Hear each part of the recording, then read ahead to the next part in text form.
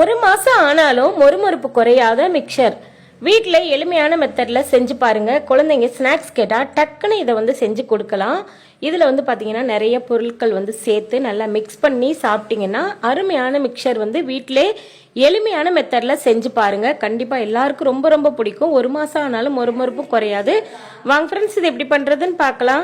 இந்த மிக்சர் பண்றதுக்காக நான் வந்து 1/2 கிலோ அளவுக்கு வந்து கடலை மாவு எடுத்திருக்கேன். கடலை மாவு எந்த பிராண்டா இருந்தாலும் பரவாயில்லைங்க. எந்த பிராண்டில் நீங்கள் வந்து கடலை மாவு வாங்கினாலும் இதே மெத்தடில் செஞ்சு பாருங்கள். கண்டிப்பாக உங்கள் எல்லாருக்கும் ரொம்ப ரொம்ப பிடிக்கும். இப்போது 1/2 கிலோ அளவுக்கு வந்து கடலை மாவு எடுத்திங்கன்னா 2 டேபிள் ஸ்பூன் அளவுக்கு வந்து அரிசி மாவு சேர்த்துக்கலாம். அதாவது இடியப்பத்துக்கு பயன்படுத்தக்கூடிய அரிசி மாவு, கடையில் வாங்கின அரிசி மாவு தான். இப்போது இதில் வந்து 1/2 டேபிள் ஸ்பூன் அளவுக்கு வந்து மிளகாய்த்தூள், 1/4 டேபிள் ஸ்பூன் அளவுக்கு வந்து மஞ்சள் தூள் வந்து சேர்க்கணும். மஞ்சள் தூள் வந்து கலருக்காக.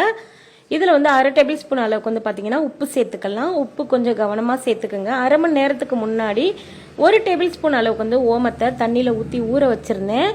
அந்த தண்ணியை நல்லா வடிச்சிட்டு இதில் வந்து சேர்த்துக்கலாம். அந்த ஓமம் வாட்டரை ஓமம் சேர்க்கும்போது நல்ல செரிமான பிரச்சனை வரவே வராது. குழந்தைங்களுக்கும் நல்லா செரிச்சிரும். சாப்பிடும்போது அது நல்ல ஒரு ஃப்ளேவர் கொடுக்கும்.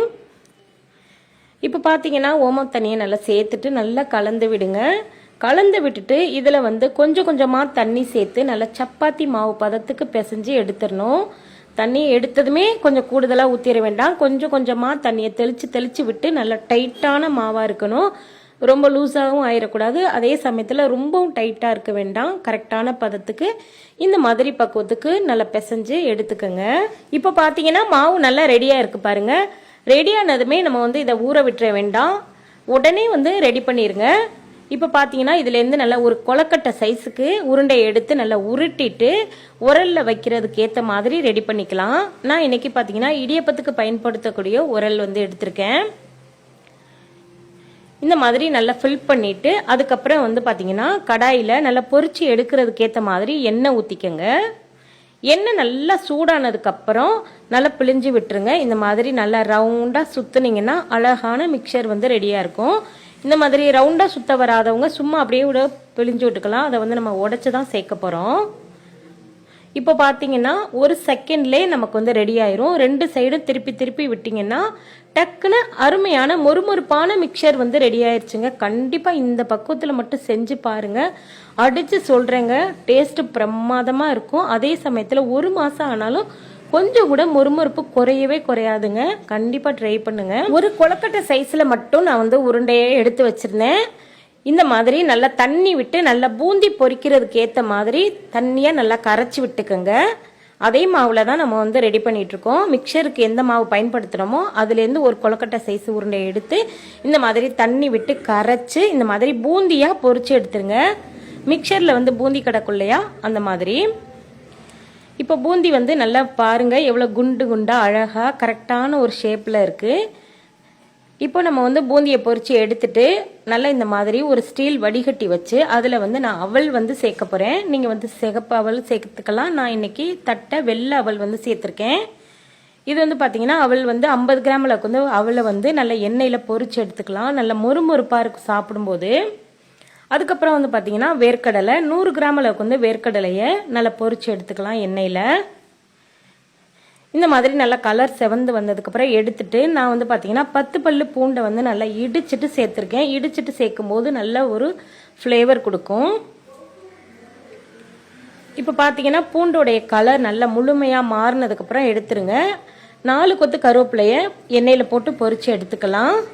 பொரிச்சு எடுத்ததுக்கப்புறம் அதை வந்து எடுத்து வச்சிருங்க. பாருங்க நம்மளுடைய மிக்சர் வந்து பாருங்க எவ்வளோ சூப்பராக அழகாக இருக்குது பார்க்கும்போதே. இந்த மாதிரி செஞ்சு கொடுங்க. உங்கள் வீட்டு செல்ல குழந்தைங்க ரொம்ப ரொம்ப என்ஜாய் பண்ணி சாப்பிடுவாங்க. நம்ம வந்து பெரிய ஒரு பாத்திரம் இல்லைன்னா இந்த மாதிரி ஒரு கடாயை எடுத்து வச்சுட்டு அதில் வந்து நல்லா உடைச்சி விட்டுறலாம்.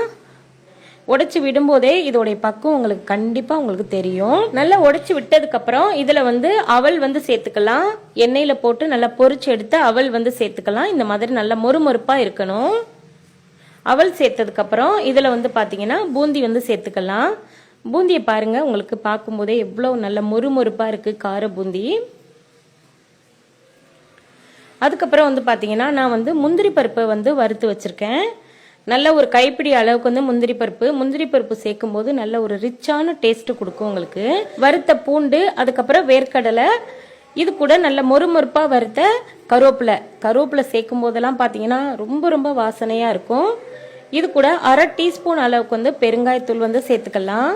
பெருங்காயத்தூள் ரொம்ப ரொம்ப நல்லதுங்க. இதில் வந்து ஓமம் சேர்த்துருக்கோம், பெருங்காயத்தூள் வந்து சேர்த்துருக்கோம், கொஞ்சமாக மிளகாத்தூள், அதுக்கப்புறம் தேவைப்பட்டுச்சுன்னா இன்னும் கொஞ்சம் டேஸ்ட்டுக்காக உப்பு சேர்த்துட்டு அப்படியே நல்லா கலந்து விடுங்க. நல்லா குலுக்கி நல்லா எல்லாமே ஒன்றா சேர்ந்து கலந்து வந்ததுக்கப்புறம் எடுத்து ஒரு டப்பாவில் போட்டு மூடி வச்சிட்டிங்கன்னா குழந்தைங்க எப்பெல்லாம் ஸ்நாக்ஸ் கேட்குறாங்களோ அப்போ எடுத்து கொடுங்க.